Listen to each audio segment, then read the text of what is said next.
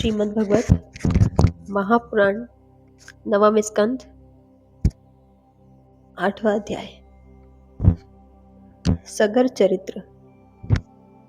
श्री शुकदेव जी कहते हैं, रोहित का पुत्र था हरीक, हरीक से चंप हुआ, उसी से चंपापुरी बसाई थी उसी ने।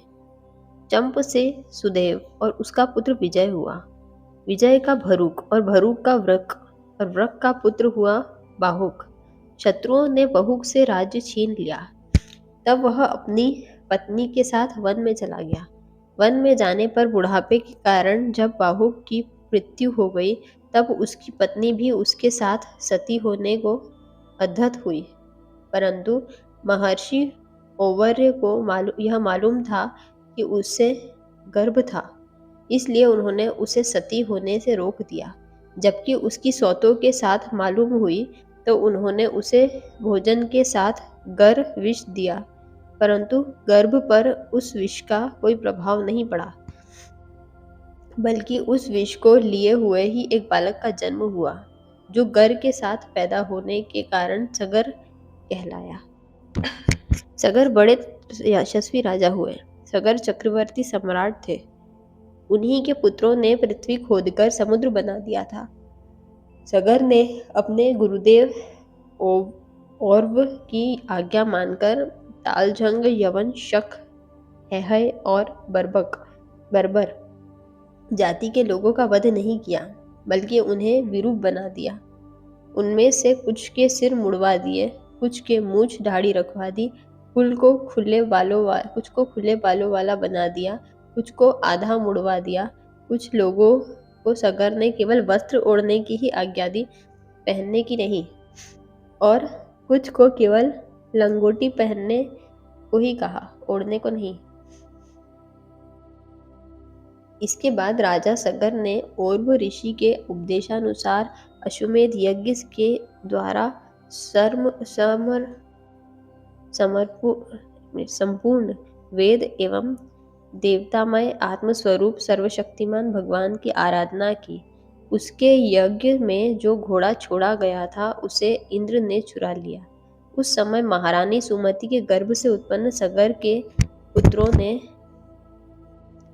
अपने पिता के आज्ञानुसार घोड़े के लिए सारी पृथ्वी छान डाली।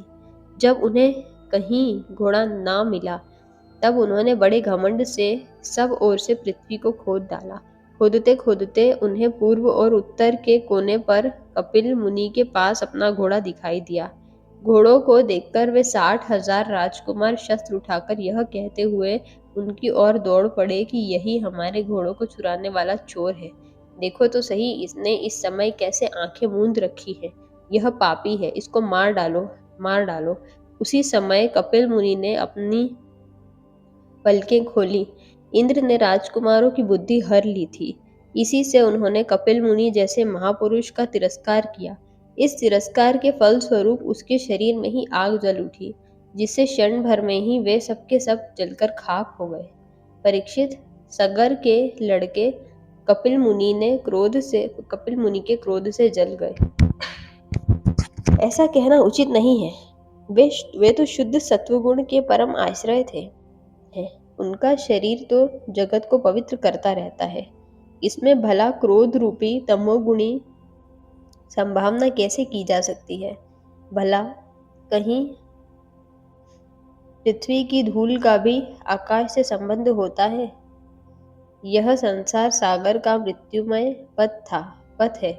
इसके पार जाना अत्यंत कठिन है, परंतु कपिल मुनि ने इस जगत में सांख्य शस्त्र की ऐसी दृढ़ नाव बना दी है जिससे मुक्ति की इच्छा रखने वाला कोई भी व्यक्ति उस समुद्र के पार जा सकता है। वे केवल परम ज्ञानी ही नहीं, स्वयं परमात्मा है। उनमें भला यह शत्रु है और यह मित्र, इस प्रकार की भेद बुद्धि कैसे हो सकती है? सगर की दूसरी पत्नी का नाम था केशिनी। उसके गर्भ से उन्हें असमंजस नाम का पुत्र हुआ था। असमंजस के पुत्र का नाम था अंशुमान। वह अपने दादा सगर की आज्ञाओं के पालन तथा उन्हीं की सेवा में लगा रहता। असमंजस पहले जन्म योगी थे। संग के कारण वे योगी से विचलित हो गए थे। परंतु अब भी उन्हें अपने पूर्व जन्म का स्मरण बना हुआ था, इसलिए वे ऐसे काम किया करते थे जिनसे भाई बंधु उन्हें प्रिय ना समझे। वे कभी कभी तो अत्यंत निंदित कर्म कर बैठते और अपने को पागल सा दिखलाते, यहाँ तक कि खेलते हुए बच्चों को सरयू में डाल देते। इस प्रकार उन्होंने लोगों को उद्विग्न कर दिया था। अंत में उनकी ऐसी करतूत देखकर पिता ने पुत्र स्नेह को तिलांजलि दे दी और उन्हें त्याग दिया।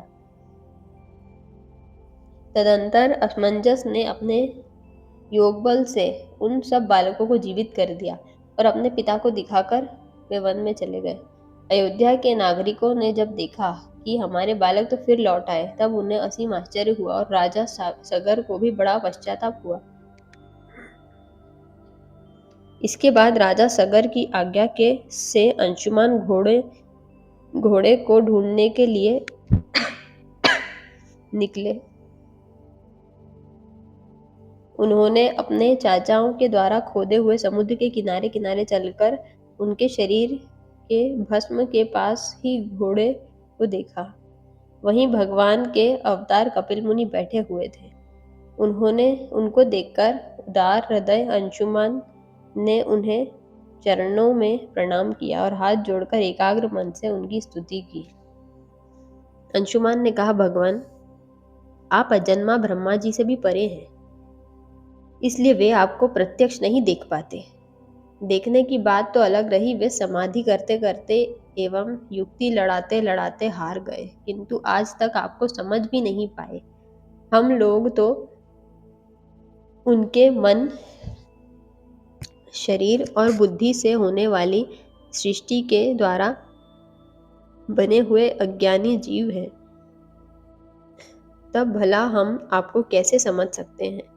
संसार के शरीरधारी सत्वगुण, रजोगुण तथा या तमोगुण प्रधान हैं।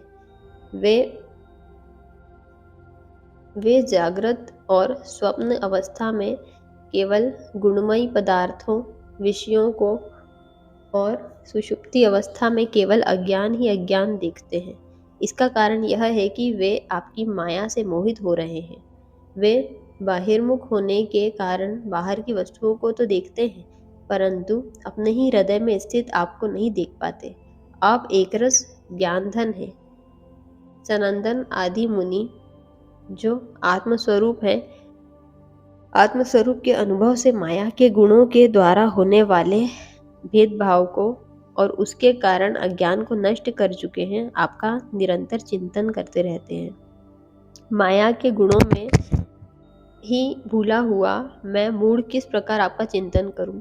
माया आपके गुण और गुणों के कारण होने वाले कर्म और कर्मों के संस्कार से बना हुआ लिंग शरीर आप में है ही नहीं। ना तो आपका नाम है, ना तो रूप। आप में ना कार्य है, ना तो कारण। आप सनातन आत्मा है। ज्ञान का उपदेश करने के लिए ही आपने यह शरीर धारण कर रखा है। हम आपको नमस्कार करते हैं प्रभु।